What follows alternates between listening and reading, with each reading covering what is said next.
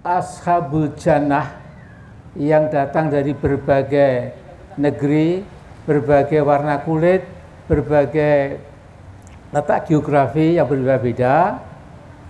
Mereka lantas mengadakan seminar setengah hari ya, di surga itu ya.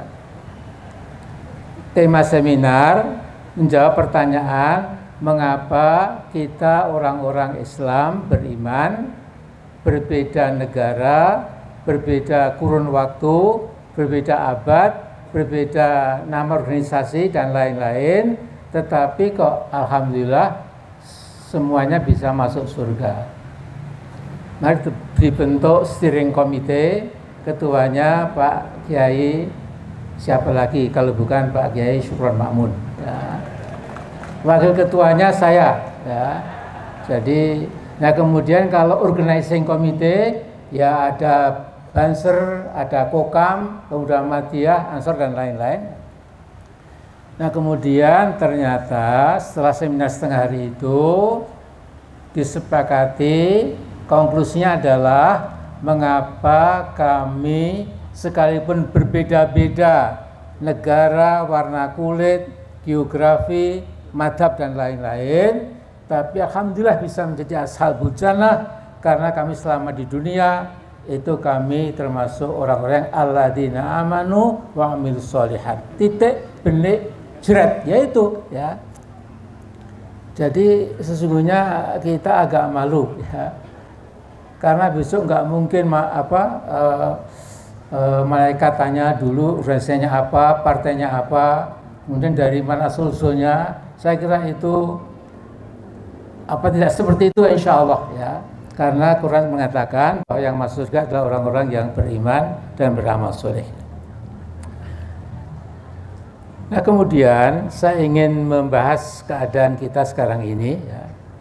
Bila kita bertafakur sejenak, merefleksikan apa yang sedang kita alami di bidang-bidang politik, sosial, hukum, ekonomi dan lain-lain, maka kita segera merasakan memang umat Islam yang merupakan sekitar 88% dari Indonesia sejatinya mengalami proses marginalisasi, yaitu peminggiran.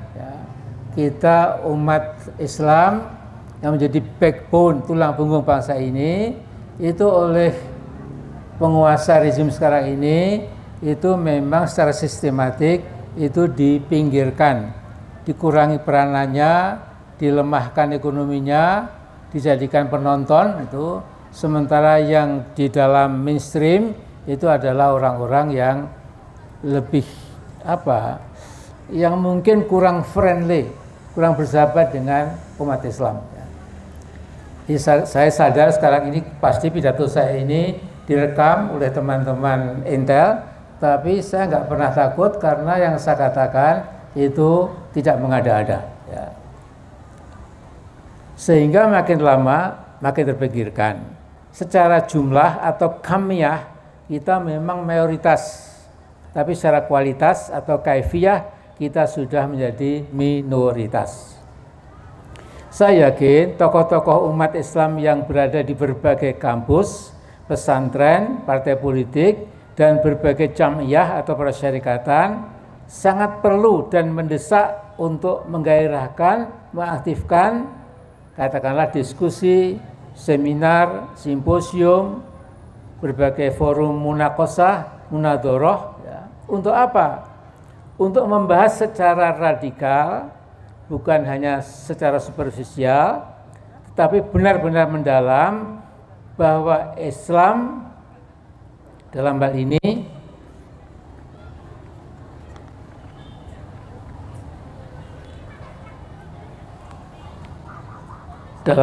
dalam hal ini sekarang ini kita memang tadi dimarginalkan oleh rezim. Ya. Jadi saya tadi dapat ilmu baru dari Pak Kiai Syukron Makmun. Pak Amin saya nggak pernah diapa-apakan, asal nyebut nama gitu. Saya cuma bilang rezim itu luas ya, dari Pak Lurah sampai yang puncak. Ya, asal jangan nyebut nama, kata beliau aman-aman saja. Ya.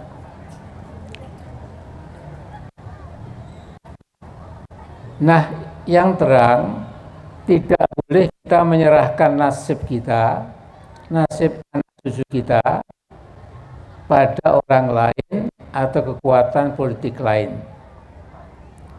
Terlebih-lebih bila mereka mengidap penyakit akut namanya Islamofobia. Jadi benci pada umat Islam secara a priori, benci demi benci, hatred for the sake of hatred.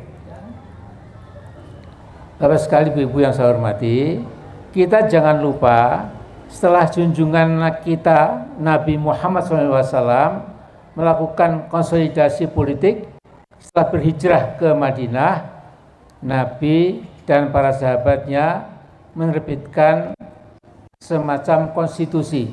Ya. Jadi pada tahun 622 Masehiyah,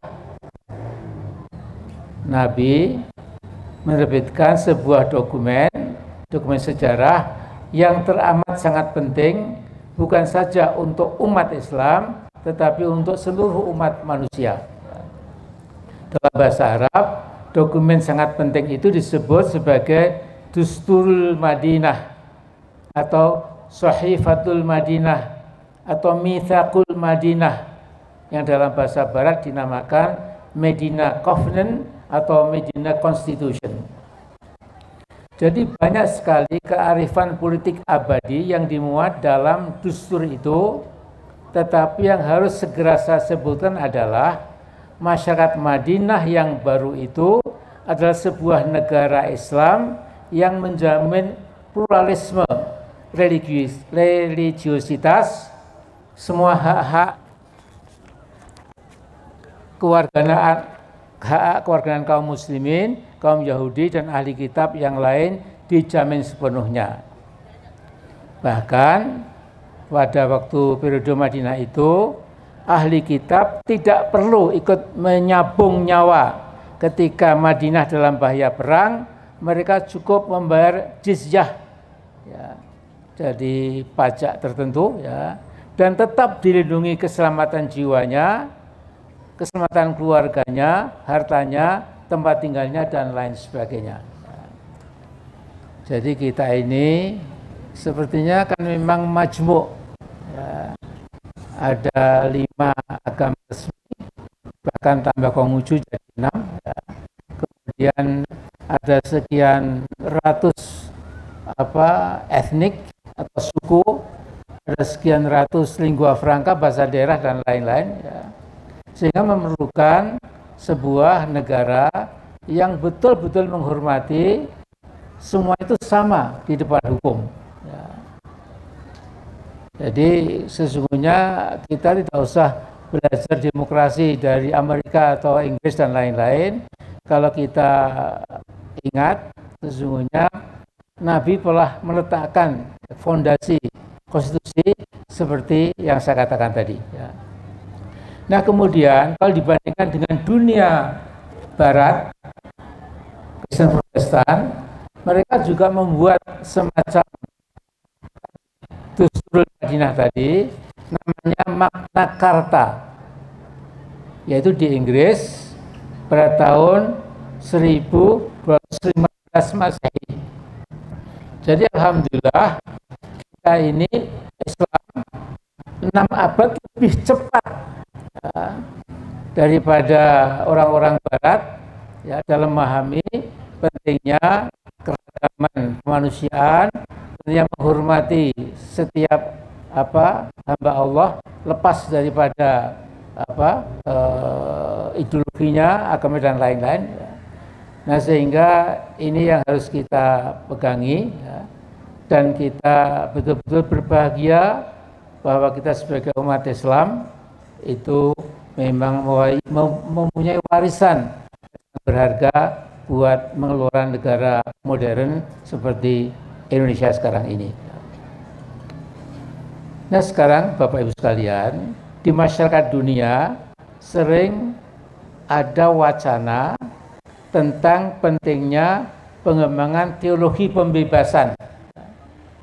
Jadi kalau kita ke Amerika Latin, kita ke Afrika, bahkan kita ke negara Eropa Timur dan lain-lain, di sana itu para pendeta, para pakar sedang mencari solusi bagaimana menjadikan agama Nasrani lebih relevan, lebih signifikan di dalam meladeni masalah-masalah ketidakadilan, kezaliman yang terjadi di negara-negara masing-masing.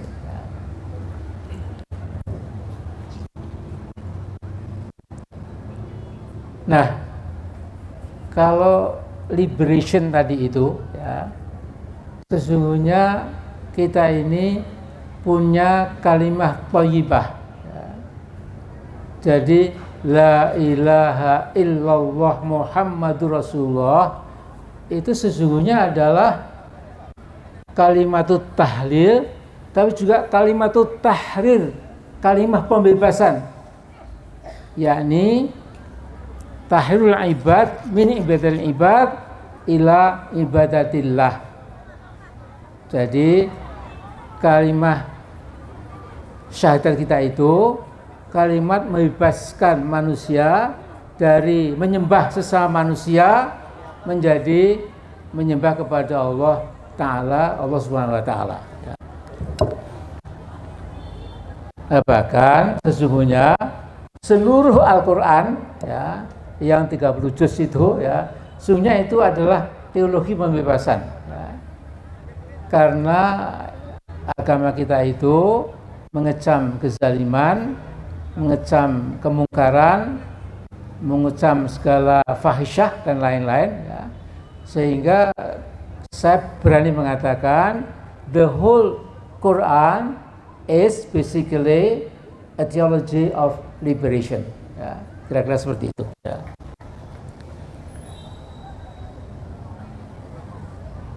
Nah, sekarang ini hadirin sekalian, kehidupan modern sejak awal abad 20 sampai dekade ketiga abad 21 sekarang ditandai dengan kezaliman global.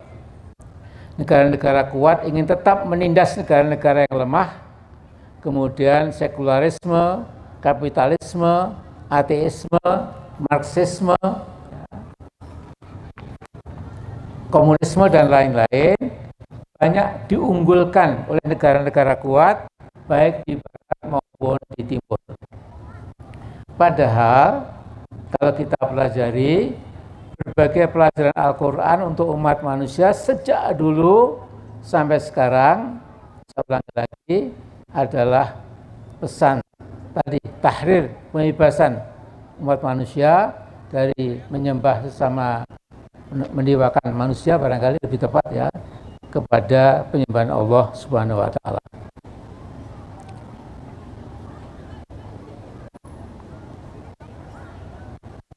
Nah, kemudian sekalian, kita melihat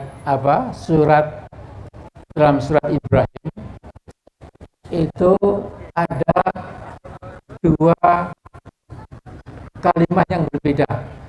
Satunya kalimat thayyibah, yang lain kalimat khabithah.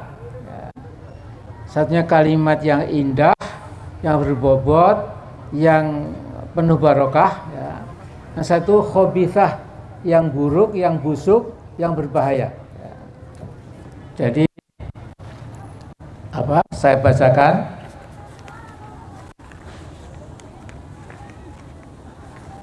dalam surat Ibrahim itu, ya, ayat 24, 25 dan 26.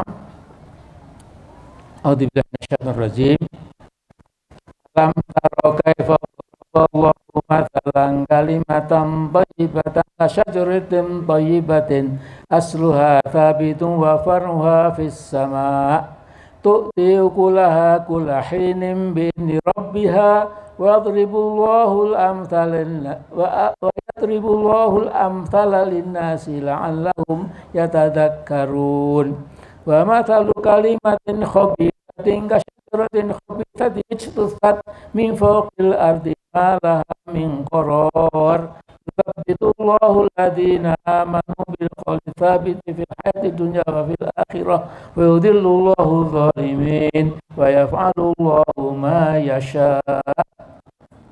Artinya, tidakkah kamu perhatikan bagaimana Allah telah membuat perumpamaan kalimah thayyibah, kalimah yang baik itu bagikan pohon yang baik, akarnya teguh merasuk ke dalam kepala bumi dan cabangnya menjulang tinggi ke langit. Kemudian pohon yang indah itu memberikan buahnya pada setiap musim dengan seizin Tuhannya. Allah membuat perumpamaan ini untuk manusia supaya mereka selalu ingat. Jadi tauhid itu ada di dada kita. Ekspresinya adalah amal soleh di seluruh bidang kehidupan. Nah kemudian tauhid itu ketika menghunjam ke dalam sanubari kita, ibarat pohon, akarnya juga sampai merasuk ke dalam patala bumi. Wa faruha fis sama, cabangnya, rantingnya, buahnya, bunganya, daun-daunnya itu menjulang tinggi angkasa, memberikan ukul, ya, faedah, rezeki, ya, di sekitarnya sepanjang masa dengan izin Tuhannya. Ya.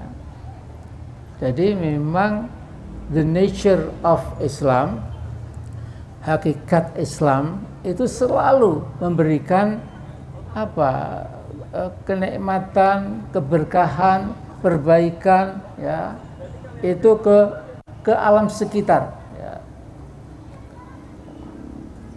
Tadi saya diberi sedikit ilmu pendek oleh Pak Kiai Syukron Ma'mun, ya.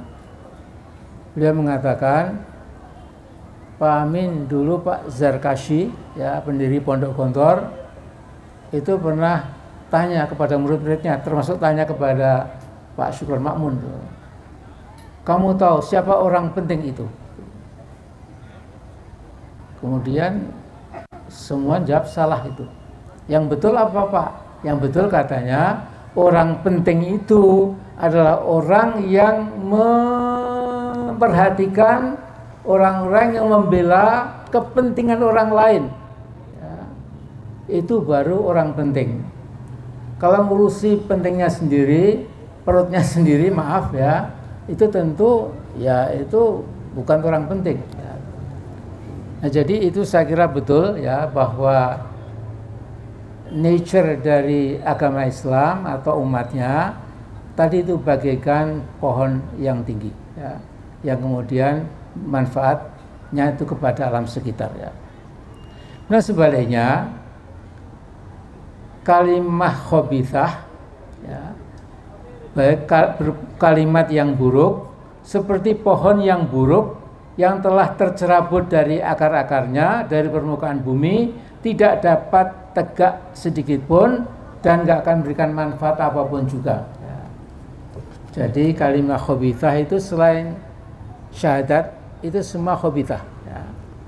Apakah itu komunisme, marxisme, sosialisme, kapitalisme, ya, agnostisisme dan lain-lain. Ya. Nah kemudian akhirnya Allah mengatakan berfirman, ya, bahwa Allah berkenan memantapkan keimanan orang-orang yang beriman dengan al-qauli tsabit, ya, dengan tadi kalimat thayyibah tadi fil hayatid dunya wa fil akhirah. Jadi kita mantap hidup di akhirat, dunia dan akhirat. Wa yudhillahu dzalimin wa yaf'alu ma yasha. Allah berkenan menyesatkan orang-orang zalim dan Allah berkehendak apapun yang Allah mau, Allah kehendaki. Nah jadi saya akan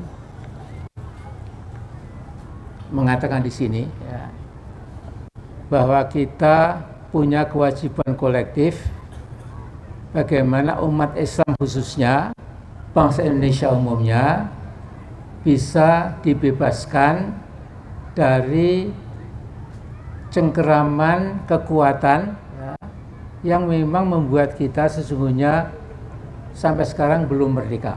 Ya. Tadi pun ketika berbincang-bincang ya, dengan Pak Kiai Syukron Makmun tadi di bilik tempat transit tadi, ya, beliau juga mengatakan ya beliau belum pernah ke Amerika, beliau nggak mendalami buku-buku politik, ya. Tapi karena baca Quran itu mesti benar, ya. Beliau mengatakan kita sesungguhnya belum merdeka, ya. Ya merdeka-merdekaan lah, ya.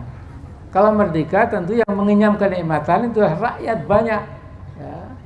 Tapi jelas sekali Oxfam Institution, yaitu lembaga penelitian di London itu mengatakan 2 tahun yang lalu, nggak dibantah oleh Mulyani, nggak dibantah oleh yang lain-lain juga, ya. Dia mengatakan Indonesia ini ada 4 oknum, ya, 4 bandit besar, ya. Itu yang kekayaannya melebihi 100 juta orang di kelas lapisan bawah dan menengah bawah. Sehingga kalau dia sehari mengeluarkan 1 miliar untuk makan, minum, sewa hotel, untuk ugal-ugalan apapun, ya, itu dia hidupnya dia sampai 700 tahun, ya, baru habis, ya. Ini kayak begini ini, ya, itu kita harus waspada, ya. Jadi sejak awal saya mengatakan kita ini memang ya dipinggirkan, dicurigai, dikriminalisasi, didemonisasi, ya. Dan kemudian jangan lupa kita dipecah belah, ya. Nah memang ini ini cara yang ya kita sudah mengenal, ya. Jadi mengapa umat Islam begitu banyak jumlahnya, tapi yang bobotnya itu kecil, ya, karena memang ya kita mudah disusupi, kita dipecah belah. Kalau orang pecah belah pasti lemah, ya. Inilah saya kira tugas umat Islam Indonesia di hari-hari mendatang. Saya bilang tahun mendatang terlalu lama, tapi mungkin di bulan-bulan mendatang.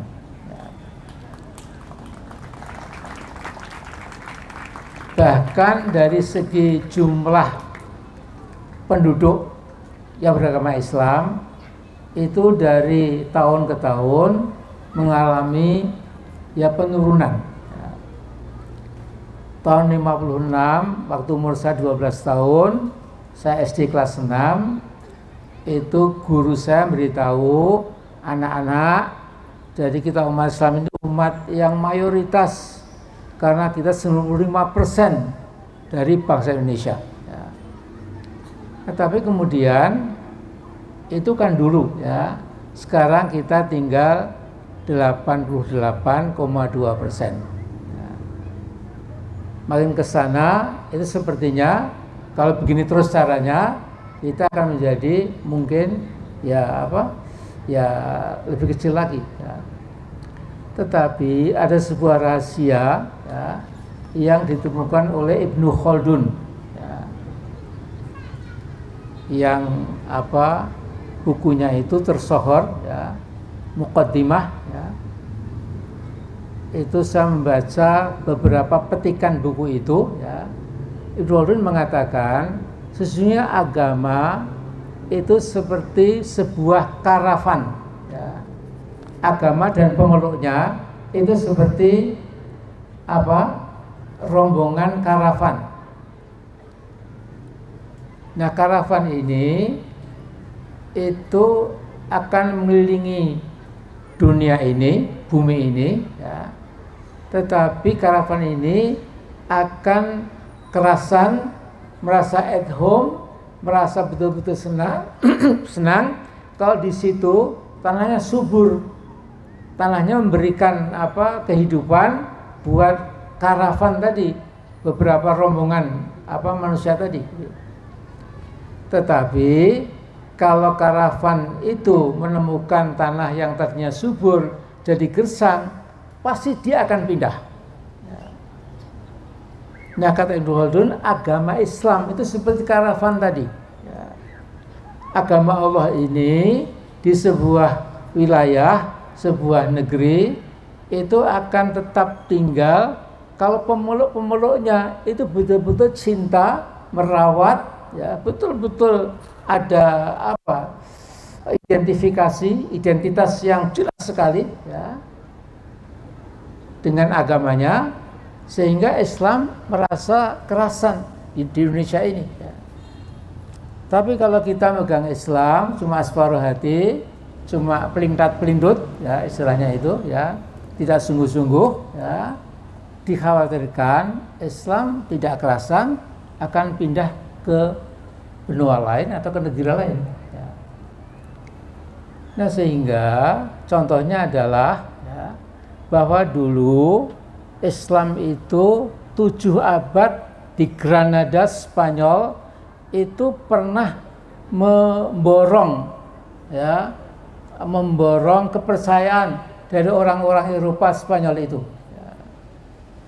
Sehingga kalau kita ke sana masih ada sisa-sisa kehebatan masjid-masjid yang besar luar biasa, ya.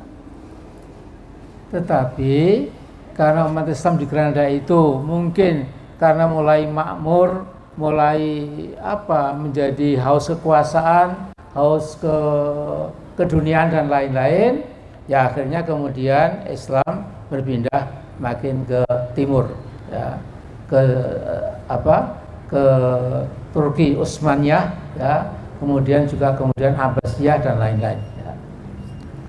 Saudara sekalian, jadi tahun 67 itu Pak Nasir,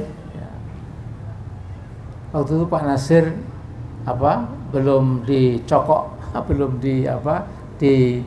dikurung, ya, oleh yang mengurung, ya, salah sebut namanya, ya, presiden tertentu, ya.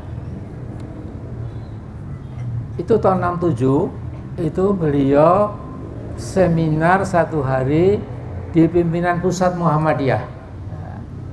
Dia mengatakan, berkaca dari apa yang terjadi yang menimpa orang Islam, kaum muslimin di Granada, di Spanyol, 1 tahun mereka kemudian bubar, maka maka Islam pun kalau kita nggak hati-hati bisa cari tempat yang subur, meninggalkan Nusantara yang kita cintai ini. Ya. Bahkan Haji Ahmad Dahlan semasa masih hidup itu pernah membuat semacam wasiat juga, ya. Ahmad Dahlan menyampaikan mustahil agama Islam lenyap dari muka bumi, ya. Karena jaminannya antara lain, inna nahnu nazzalnal dzikra wa inna lahu lahafidun. Kami Allah yang telah menurunkan Al-Quran, maka kami Allah juga yang akan menjaganya. Tidak mungkin Quran dan umat Islam lenyap sampai hari kiamat, ya. Tapi kata Ahmad Dahlan, bukan mustahil. Jadi mungkin saja kalau kemudian Islam itu pelan-pelan mengecil, kemudian nggak kerasan, dan akhirnya Indonesia jadi tanah yang kering, tandus, ya, bagi agama Allah itu, ya. Nah, karena itu saya ingin mengingatkan, ya, ini masa-masa yang genting, ya. Jadi saya seperti Kiai Syukron Ma'mun, ya, itu termasuk angkatan zaman dulu, ya. Dia lahir 41, saya 44, ya. Nah, kami mengalami, ya, waktu kecil sampai sekarang mengalami berbagai corak dari rezim yang berkuasa di Indonesia, ya. Dari zaman demokrasi parlementer yang kadang-kadang begitu liberalnya, kadang-kadang sebuah kabinet itu tidak sampai seumur jagung sudah bubar. Ya. Jadi parlemen yang berkuasa, kalau parlemen itu kemudian bersepakat memberikan mosi tidak percaya itu dikatakan tadi pagi, besok pagi Senin, itu Selasa kabinet sudah runtuh, perlu dibuat yang baru. Nah kemudian setelah parlementer itu datang kabinet demokrasi terpimpin pada zaman Bung Karno. Pada waktu itu nilai-nilai Islam kurang kita hayati, sehingga sampai muncul Bung Karno juga orang Muhammadiyah, Fatmawati, bahkan tokoh Aisyah. Bung Karno pernah menjadi ketua Majelis Pendidikan di Bengkulu.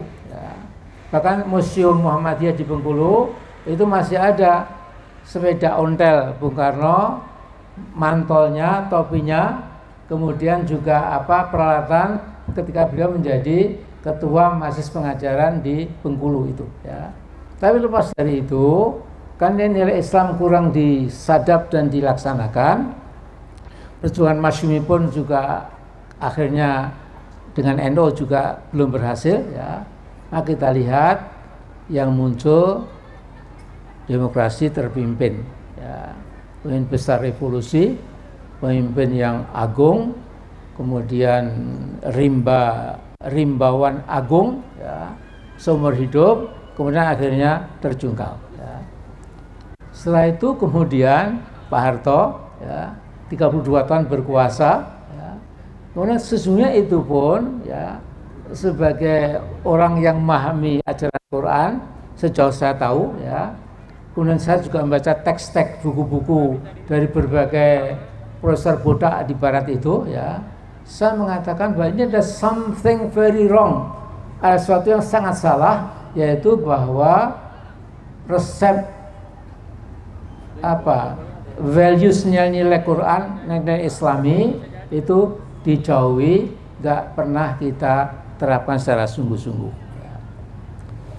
Nah sekarang singkat kata, setelah Bung Karno itu Pak Habibie sebentar, kemudian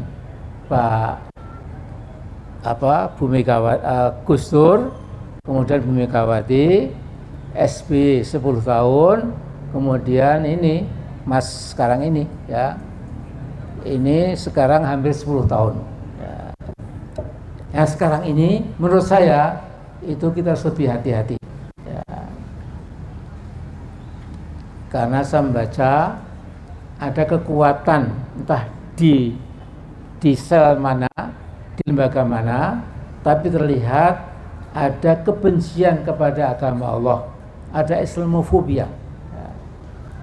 Jadi setiap kelompok Islam yang mau manggut-manggut, yang mau diamplopin, itu dilus-lus kepalanya, kemudian menjadi katakanlah alat.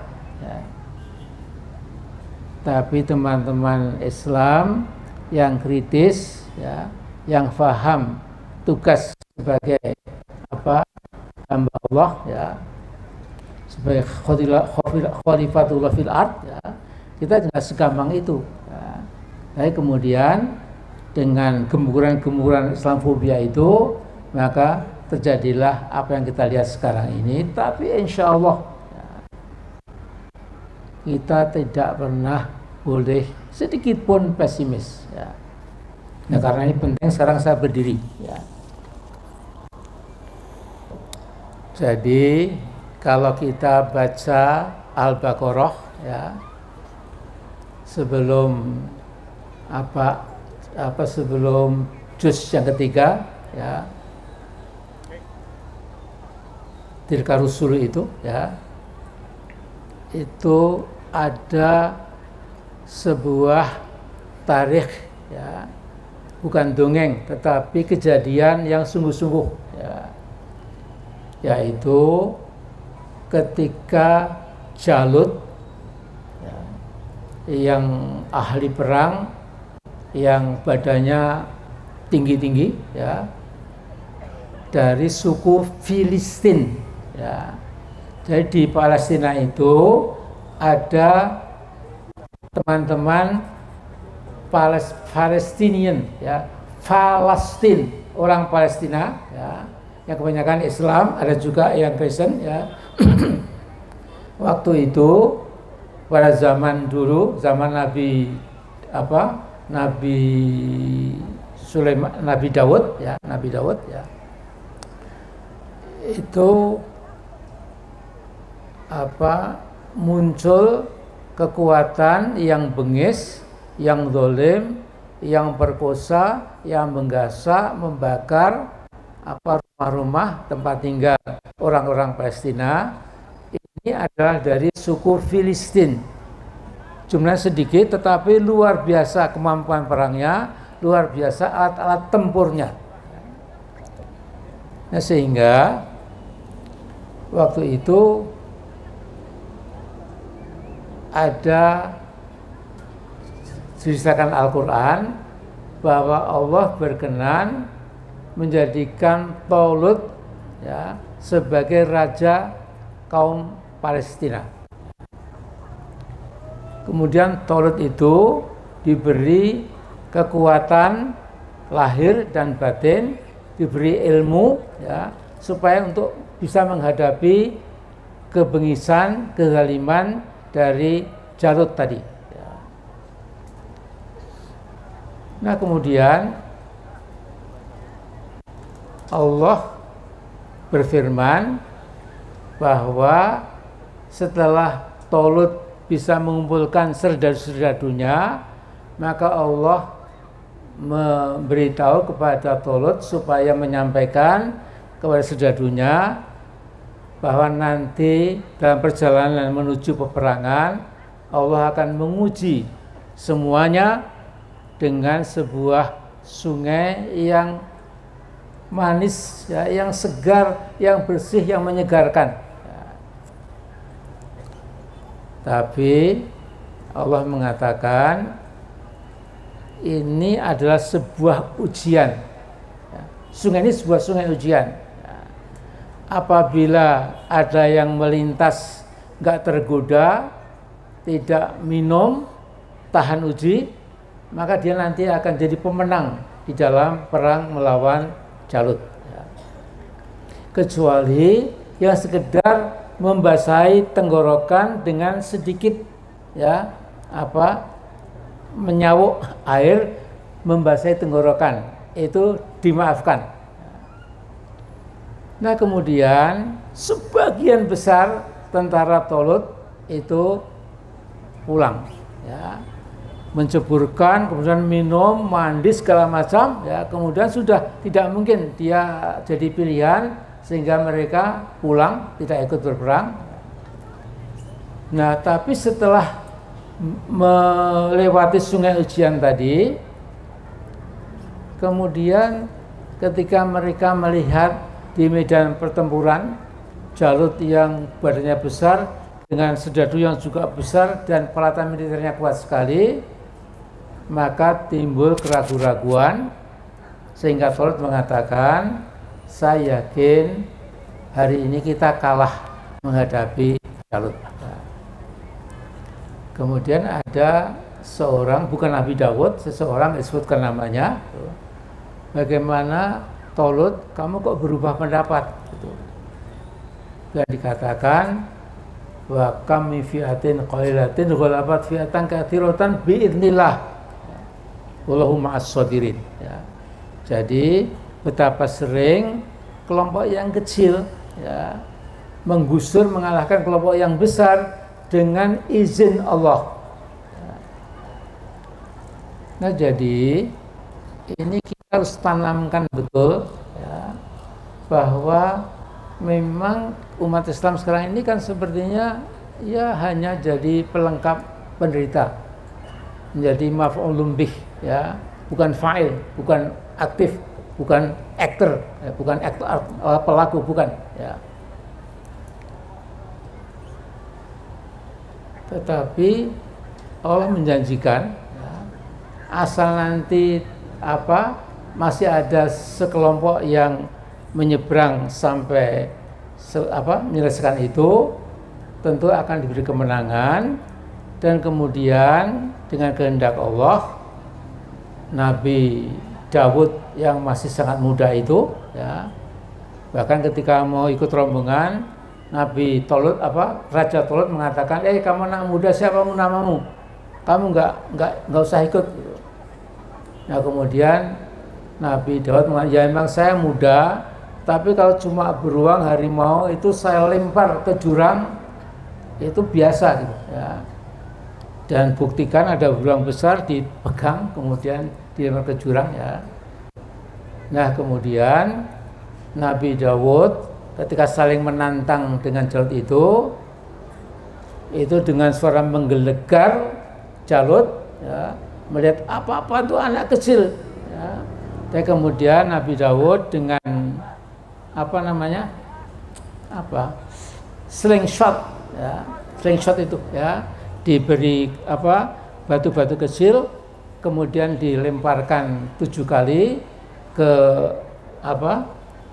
helmnya si Jalut itu, kemudian mati terkapar, kemudian kepalanya dipotong oleh Nabi Dawud, kemudian diangkat, dan seluruh pasukan bubar cerai-berai, akhirnya Palestina dibebaskan ya.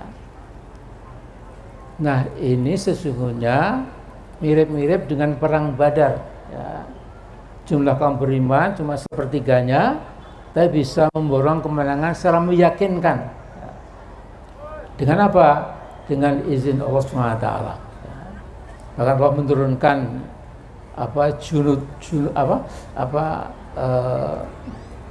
malaikat-malaikat yang ikut membantu Nabi Muhammad dalam perang Badar itu. Nah jadi saya segera turun ya dari mimbar ini. Jadi kita harus berhusnudzon kepada Allah. Ya. Jadi Allah dalam hadis qudsi berfirman, ana inda dzanni abdi bi. Ya.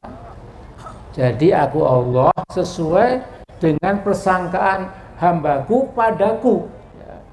Kalau kita husnudzon pada Allah, insya Allah kita akan ditolong, Allah akan menolong. Ya. Tapi kalau kita ya belum tentu Allah menolong kita, macam-macam kita dibiarkan. Ya. Nah jadi ini tahun-tahun mendatang ini sangat penting karena akan terjadi peristiwa pemilihan presiden. Ya. Kalau presidennya ya, sampai kemudian menjual negeri ini ke negara asing, ya, saya kira kita harus tahu maksud saya, ya. Kemudian mungkin nasib kita akan amat sangat berat. Tetapi kalau presidennya itu paham Al-Quran, paham arti perjuangan, beriman, dan punya taqarrub dan tawakul ala Allah, ya, itu insya Allah kita akan ditolong oleh Yang Maha Kuasa. Ya. Jadi kita nggak usah cemas. Ya. Kemudian saya kalau boleh mengajak, kalau yang suka bangun tengah malam, bangunlah ya. Jadi sebelum subuh kira-kira 2 jam, sholat tahajud 4-4-3 atau 21 terserah ya. Kemudian berdoa kepada Allah ya, supaya umat Islam di negeri ini bisa dibebaskan dari cengkeraman kaum zalimin, kaum fasikin, kaum kafirin, kaum musyrikin, kaum syu'iyyin dan lain-lain ya. Itu Allah akan menjawab ya, permohonan atau doa kita itu ya. Nah kemudian suka puasa Senin Kemis itu juga sangat bagus ya, karena puasa itu akan lebih mengangkat rohani kita, seperti kita itu, supaya kita lebih dapat dibimbing Allah lewat jalan yang lurus dan lain-lain ya. Nah soal ini konsultannya siapa lagi, yang paling ampuh adalah Bapak Kiai Syukron Ma'mun. Jadi Saya sesungguhnya kan tidak selalu. Saya suka mengikuti ceramah-ceramah beliau yang di video itu. Nah, beliau waktu itu di Pasuruan itu lantas mengingatkan waktu masih muda oleh Kiai Hamid Pasuruan itu disuruh wiridan. Ya. Wiridannya itu selain subhanallah, astaghfirullah dan lain-lain, itu wiridannya bahasa Jawa. Ya. Yen wis wayahe mengkorak dadi apa gitu ya. Kalau sudah wayahnya, sudah waktunya, apapun akan terjadi ya. Sehingga beliau mengatakan setangan kosong ingin membuat pesantren, saya beli batu beberapa truk, kemudian pasir beberapa truk, semen dan lain-lain, kemudian tanpa dinyana, tanpa disangka jadilah ya, karena wis wayahe ya. Nah sekarang saya balik wis wayahe, kalau rezim dolim itu akan ya insya Allah ya. Assalamualaikum warahmatullahi wabarakatuh.